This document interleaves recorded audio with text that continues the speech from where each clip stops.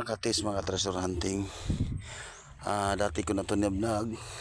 Tapos tinapos ko na na-upload ko na sa YouTube. Pagkita ko daragdagang mga symbolic o simbolo ng mga Yamasa treasure na palatandaan ng mga Hapon na sa kanilang binabaon ng mga kayamanan dito sa Pilipinas. At ito nakita ko yung nakahilirang bato. Kasi matatawag ko na Yamasa treasure to kasi may mga correlating markers siya.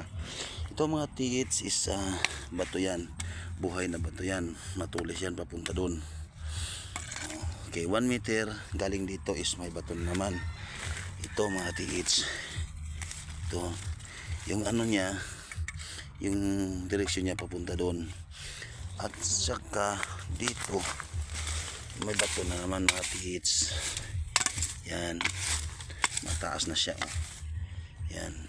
So tatlo sila nakahilira mga TH. Dito is tapos may hukay dyan na may treasure noon dito. Dito yan. Yan o. Malalim yan mga TH. Yan. Yung hukay nila. So ditikin ko yan mga TH kung may laman ba yung hinuhukay nila. Balik tayo.